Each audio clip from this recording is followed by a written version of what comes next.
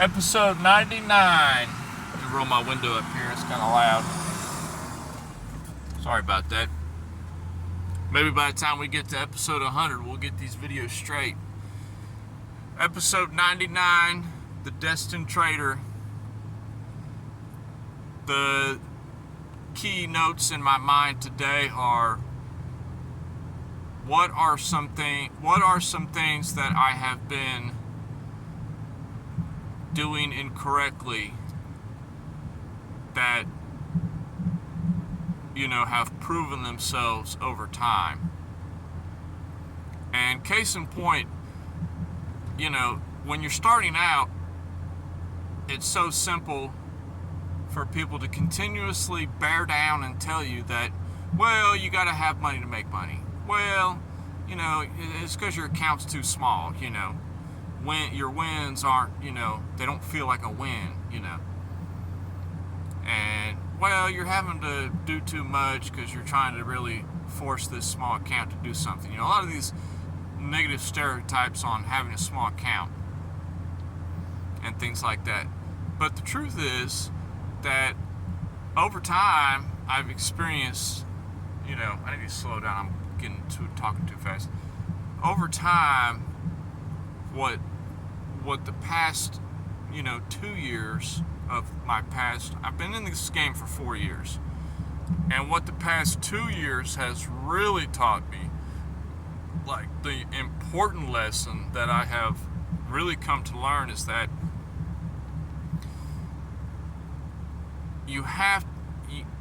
it benefits me personally to behave as if I do have a large account per se.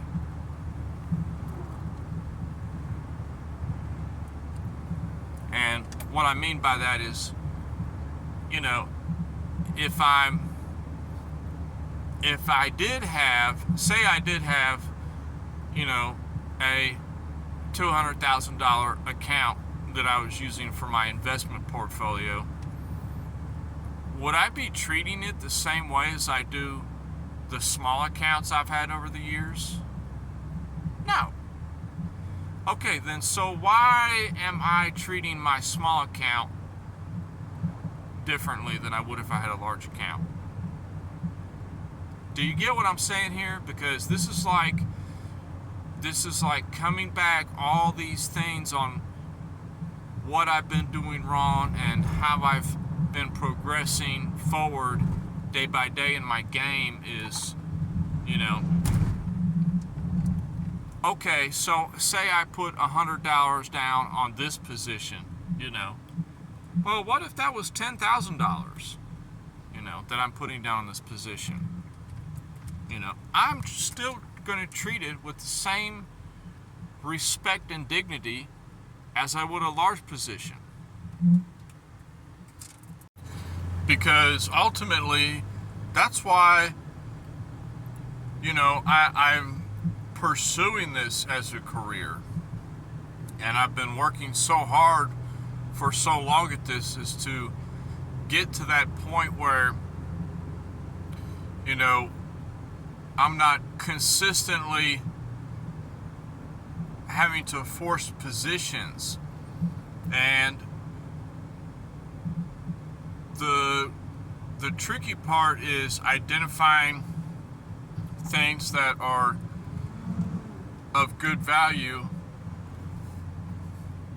and having the willpower to hold on to them in order to see your return. And time has proven that to me. See, you have to experience a lot of things. Unfortunately, this is like life in general. You have to personally experience something before you truly accept it. And, I've been guilty of that many, many times across a myriad of things in my life, as I'm sure many of you have too. And it's hit me, especially in this industry of investing, on how experience plays such a huge factor, and it's not necessarily being at the right place at the right time. It's just identifying potential setups and then holding them until the move is either made or it's invalidated. And so many times it has happened to me where I've just gotten in and out, trying to make something happen, where if I had just, for example, just purchased something and just held on to it, well, here we are a couple years later, 4 years later, could have been life-changing. But that's hindsight, and that's kind of like bad thinking, thinking in hindsight. But when you've experienced certain things play out, you tend to, okay, now I know, now I have some experience under my belt, I've seen this happen before, okay, you have a little more conviction just to go ahead and hold on to it until you're proven wrong, And it's like one stock I had purchased last year, I just purchased 4 shares of it. And I had held on to it, and the idea got invalidated. Okay, great. No big deal. That one was an L. We took an L on that one. But it took a year to finally play out and pan out and say, okay, yeah, this didn't quite pan out the way I was projecting. That's fine. That's a L. No big deal. But then on so many others that I was, hesitant to pull the trigger on, so to speak, they play out. And sometimes you might feel like, oh, it's me, it's always me, boo-hoo-hoo. It's always the ones that, I pick that don't go up, or the ones that I buy that don't go up. No. It's not just you. It's just you were looking at different things, and other people were looking at other things, and they had their day and you did not. There will be a time when you will have your day and they will not. There could have very well been something that you were looking at heavily and nobody else was even interested in, and it had gone up exponentially. Believe me, that happened to me too. That happened to me about a year ago today. I was looking at something, and I two different things, but one thing in particular, I was looking at it hard. I was in and out of it a few times, but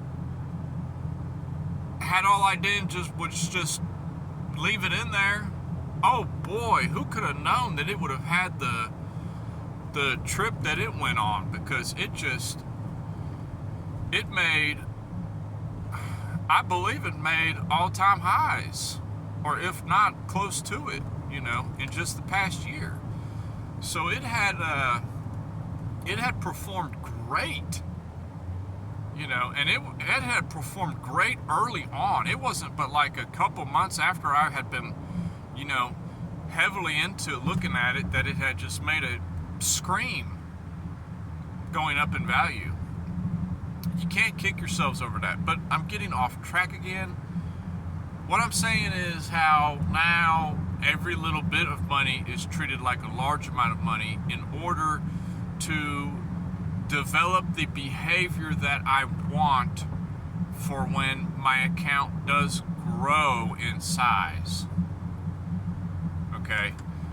And it seems so painful at the beginning. And yes, it is. It's painful just sitting there with your little do-nothing, and everybody out there is making a killing, and you're just sitting there with a little do-nothing. Well, you might be consistently trying to rush the process, and if you just let things play out over time and develop this habit of letting the market work for you instead of against you, and not being scared of the marketplace, then oftentimes you'll find that you'll be rewarded in the end. So that's kind of how a lot of my ideas and investments go now is, I put something in and the time frame is irrelevant. A year, 2 years, it will eventually play itself out there. There's 365 days in a year. So, like, for example, something I purchased recently, there's 365 days. So if I'm looking at the daily chart and I see that this daily chart has an idea to play out here, well, at least at the bare minimum, I'm going to give it 365 days, aka 365 candles to play out. And more off, and it won't surprise me a bit, This position could very well put 150 and easily make it into $730, $750 if I just hold it. And that's what we're going to do. We're just going to hold it. We don't care. We don't care what happens next month. We don't care what happens 6 months from now. Are we going to check it once a month? Yes. But are we going to check it a little bit more often now that we've just gotten in? Yes. If it goes down to the next level that we're looking at, could we potentially purchase a little more? Most likely. But the plan is like a year-long hold. And if it gets to my level in less than a year, great. We exit the position. If not, we'll see where we're at. We still have a couple levels below us before the idea is invalidated. So it's difficult to play like that. Believe me, I know. It's difficult to play on high time frames. It's very difficult, especially starting out with a small account. But if we develop the habit of not caring about what happens in the short term and more looking at long-term valuations, we can start to see real value in things and develop the habit of what we would do with a large amount of money. Some people, man, they can do that. They can be so honed in, checking that 15-minute chart. Every hour they're checking it, and they put 10 grand down when they see the 1 hour's low and it gets high, and they take their money out and they just made a couple grand. Great. Good on them. It's taken time to find out. Me personally, I prefer the higher time frames because it's giving me the sense and wiggle room to be able to really watch my positions grow or invalidate themselves and not be too concerned about the immediate, up and down movements that might scare me or shake me out. It's hard to shake me out now. I mean, I am just like a cockroach in the market. They just can't find and kill me. It doesn't matter what they do. I'm going to be in the kitchen looking for my meal, And one day I'm going to be eating more than I weigh. And it's going to be interesting. Hopefully I don't get to be an overweight individual, but I think one of the main reasons I'm not overweight, personally speaking, as it is now, is because I work so much.